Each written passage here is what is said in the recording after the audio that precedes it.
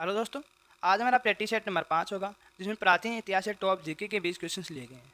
ये सभी questions railway के विभिन्न exam RPF, RRB, loco pilot, technician, NTPC, group D और ग्रुप सी में पूछे गए क्वेश्चंस इसमें शामिल किए गए हैं। दोस्तों, इससे पहले हम 4 प्रैक्टिस सेट कर चुके हैं। ये हमारा 5वां प्रैक्टिस सेट हो। जैसे प्राचीन इतिहास का संपूर्ण टॉपिक समाप्त होगा, एक संपूर्ण वीडियो बनाकर डाल दिया जाएगा ताकि आप रिवाइज करने में आपको आसानी हो। पहला क्वेश्चन क्या हमारा, उस महान व्यक्ति का नाम बताइए जिसने भारत में बीजगणित के क्षेत्र में महत्वपूर्ण योगदान दिया था। राइट आंसर है आर्यभट्ट। आर्यभट्ट ने भारत में बीजगणित के क्षेत्र में महत्वपूर्ण योगदान दिया था और आर्यभट्ट का जन्म 476 ईसा पूर्व में हुआ था। 476 ईसा पूर्व में हुआ था, पाटलिपुत्र वर्तमान पटना में। और इसकी 2 पुस्तकें हैं, एक तो आर्यभट्टीय और एक आर्यभट्ट सिद्धांत। 2 पुस्तकें कौन कौन सी, आर्यभट्टीय और आर्यभट्ट सिद्धांत। अगला नेक्स्ट क्वेश्चन हमारा, नटराज की प्रसिद्ध कांस्य प्रतिमा निम्नलिखित राज्यों में से किससे संबंधित है। राइट आंसर है चोल वंश से संबंधित है। नटराज की प्रसिद्ध कांस्य प्रतिमा चोल साम्राज्य से संबंधित है। नटराज की इस मूर्ति में भगवान शिव को नृत्य करते हुए दिखाया गया है। भगवान शिव को इसमें नृत्य करते हुए दिखाया गया है। और नटराज की प्रसिद्ध कांस्य प्रतिमा ये तमिलनाडु राज्य के चिदम्बरम नामक स्थान पर स्थित है। अगला नेक्स्ट क्वेश्चन हमारा, निम्न में से कौन सा तमिल साहित्य का महाकाव्य है। तमिल साहित्य का महाकाव्य कौन सा है। राइट आंसर हमारा शिल्पाधिकारम। शिल्पाधिकारम राइट आंसर होगा। तमिल साहित्य का महाकाव्य शिल्पाधिकारम है। और शिल्पाधिकारम महाकाव्य की रचना चोल वंश के शासनकाल में हुई थी। चोल वंश के शासनकाल में इसकी स्थापना हुई थी। अगला नेक्स्ट क्वेश्चन हमारा, हड़प्पा वासियों द्वारा निम्नलिखित में से किस भवन निर्माण सामग्री का उपयोग किया गया था। भवन निर्माण सामग्री में किसका उपयोग किया गया था। राइट आंसर हमारा तप्त मिट्टी की ईंटों का प्रयोग किया गया था। हड़प्पा वासियों द्वारा भवन निर्माण सामग्री के लिए तप्त मिट्टी का उपयोग किया गया था। और हड़प्पा ये एक सिंधु घाटी सभ्यता का शहर है। ये एक सिंधु घाटी सभ्यता का शहर है जो वर्तमान में पाकिस्तान की सिंध प्रांत में स्थित है। वर्तमान में पाकिस्तान में स्थित है। अगला नेक्स्ट क्वेश्चन हमारा, निम्न में से किसे औषधि का देवता कहा जाता है। राइट आंसर है धन्वंतरी। धन्वंतरी को औषधि का देवता कहा जाता है। और ये धन्वंतरी चंद्रगुप्त द्वितीय था, उसके 9 रत्न थे, उनमें से एक धन्वंतरी भी था। और इसे आयुर्वेद का एक अच्छा ज्ञान था। धन्वंतरी को आयुर्वेद का एक अच्छा ज्ञान था। अगला नेक्स्ट क्वेश्चन है हमारा, विद्यालय जो चोल वंश का संस्थापक था वह पहले सामंत था। पहले कहाँ का सामंत हुआ करता था। तो राइट आंसर हमारा पल्लव वंश का। राइट आंसर क्या होगा हमारा, पल्लव वंश का।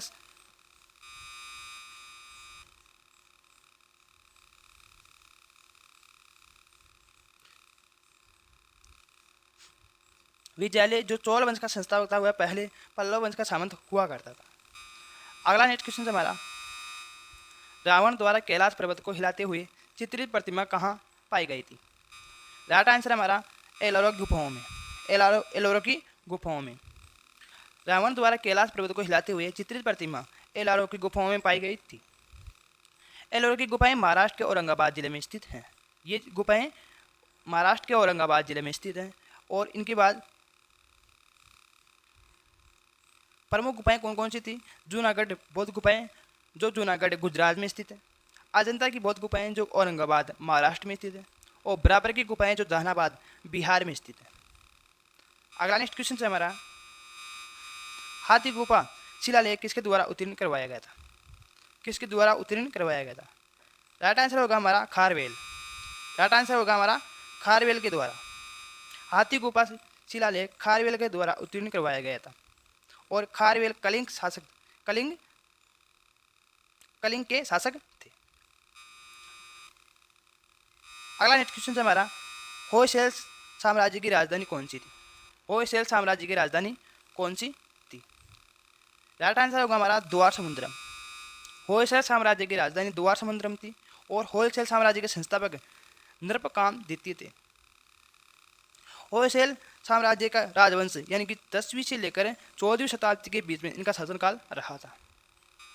अगला नेक्स्ट क्वेश्चन हमारा, पुलकेशिन द्वितीय किस राजवंश का सर्वाधिक प्रख्यात शासक था। पुलकेशिन द्वितीय किस राजवंश का सर्वाधिक प्रख्यात शासक था। राइट आंसर हमारा चालुक्य वंश का। राइट आंसर है चालुक्य वंश। पुलकेशिन द्वितीय चालुक्य वंश का सर्वाधिक प्रख्यात शासक था। और चालुक्य राजवंश की राजधानी थी बादामी। राजधानी कौन सी थी? बादामी इनकी राजधानी थी। अगला नेक्स्ट क्वेश्चन है, कौन से चोल राजा ने मालदीव के द्वीपों पर विजय प्राप्त की थी? राइट आंसर है राजा राज ने। चोल राजा राजाराज ने मालदीव के द्वीपों पर विजय प्राप्त की थी। चोल राजा राजाराज ने अनेक नौसेना अभियान संचालन किए और अपने एक नौसेना अभियान के तहत भारत के दक्षिणी भाग तथा मालदीव पर विजय प्राप्त की थी। अगला नेक्स्ट क्वेश्चन हमारा, कौन सा साम्राज्य 7वीं और 8वीं सदी में बहुत शक्तिशाली हो गया था और कांचीपुरम उसकी राजधानी हुआ करती थी? राइट आंसर हमारा पल्लव वंश। राइट आंसर हमारा पल्लव वंश। 7वीं और 8वीं शताब्दी में पल्लव साम्राज्य बहुत ही शक्तिशाली हो गया था। पल्लव का अंतिम शासक अपराजित वर्मन था। पल्लवों का अंतिम शासक कौन था? अपराजित वर्मन था। अगला नेक्स्ट क्वेश्चन है, किस वंश ने मदुरै के आसपास के क्षेत्र पर शासन किया और 13वीं शताब्दी में विजय प्राप्त की? राइट आंसर हमारा पांड्य वंश। राइट आंसर होगा हमारा पांड्य वंश। पांड्य वंश ने मदुरै के आसपास के क्षेत्र पर शासन किया और 13वीं शताब्दी में वहां पर विजय प्राप्त की। मदुरै दोस्तों ये पांड्य वंश की राजधानी हुआ करती थी और वर्तमान में मदुरै तमिलनाडु में स्थित है, भारत के तमिलनाडु में स्थित है। अगला नेक्स्ट क्वेश्चन है, किस वर्ष में हाइडेस्पेस की लड़ाई आयोजित की गई थी? किस वर्ष में हाइडेस्पेस की लड़ाई आयोजित की गई थी? राइट आंसर हमारा 326 ईसा पूर्व में हाइडेस्पेस की लड़ाई आयोजित की गई थी। हाइडेस्पेस की लड़ाई पोरस तथा सिकंदर महान के मध्य लड़ी गई थी और ये झेलम लड़ाई के नाम से भी जानी जाती है, क्योंकि दोस्तों झेलम नदी पर लड़ी गई थी। अगला नेक्स्ट क्वेश्चन हमारा, दक्षिण भारतीय मंदिरों के प्रवेश द्वार को क्या कहा जाता है?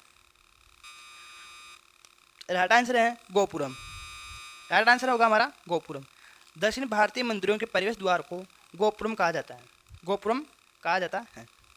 दक्षिण भारतीय मंदिर मुख्यतः द्रविड़ शैली में निर्मित होते हैं। भारत के मंदिरों के प्रवेश द्वार के रूप में गोपुरम का निर्माण सर्वप्रथम पल्लव शासकों के द्वारा करवाया गया था। अगला नेक्स्ट क्वेश्चन हमारा, सत्यमेव जयते किस उपनिषद में वर्णित है? राइट आंसर होगा हमारा मुंडको उपनिषद। यानी मुंडको उपनिषद में सत्यमेव जयते का वर्णन मिलता है।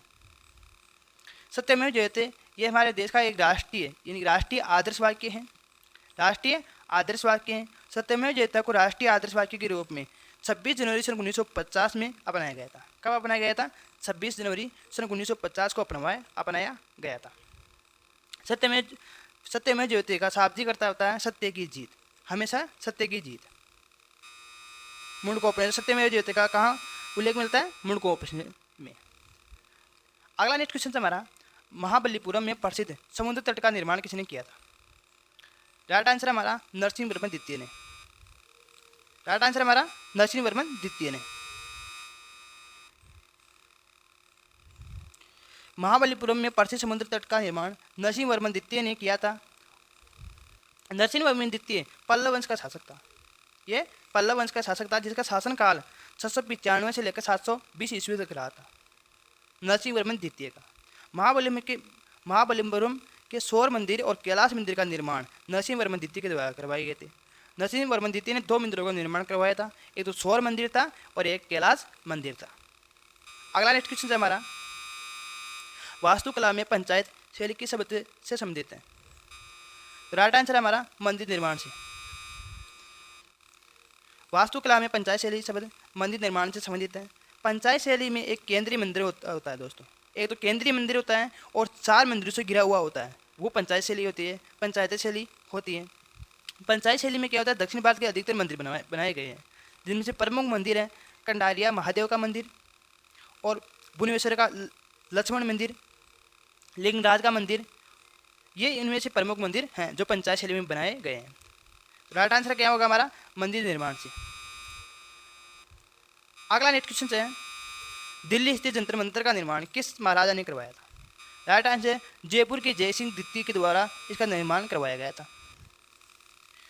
दिल्ली स्थित जंतर मंतर का निर्माण जयपुर के महाराजा जयसिंह द्वितीय के द्वारा 1724 ईस्वी में इसका निर्माण करवाया गया था। कब करवाया गया था? 1724 ईस्वी में दिल्ली के जंतर मंतर का निर्माण करवाया गया था। दिल्ली के अलावा दोस्तों इसने 4 और जगह जंतर मंतर का निर्माण करवाया था। वाराणसी, जयपुर, मथुरा और उज्जैन, इन 4 जगहों पर भी, यानी कुल 5 जगहों पर उन्होंने जंतर मंतर का निर्माण करवाया था। ये महाराजा जय सिंह द्वितीय के द्वारा बनवाए गए थे और ये खगोलीय वेधशाला हुआ करती थी। खगोलीय वेधशालाएं हुआ करती थी।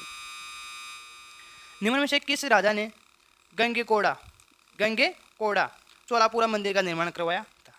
राइट आंसर है राजेंद्र चोल प्रथम। राइट आंसर होगा हमारा राजेंद्र चोल प्रथम। राजेंद्र चोल प्रथम ने गंगेकोड़ा चोलापुरा मंदिर का निर्माण करवाया था और इसका निर्माण 1035 में हुआ था। इसका निर्माण कब करवाया था? 1035 में करवाया था। ये ऐतिहासिक मंदिर भगवान शिव को समर्पित है। यह मंदिर तमिलनाडु राज्य के अरियल जिले में स्थित है। दोस्तों ये हमारा प्रैक्टिस सेट समाप्त हुआ। अगर कोई त्रुटि रह जाए तो कमेंट में लिख देना, उसमें अगले प्रैक्टिस सेट में सुधार करने की कोशिश करेंगे। जय हिंद, जय भारत।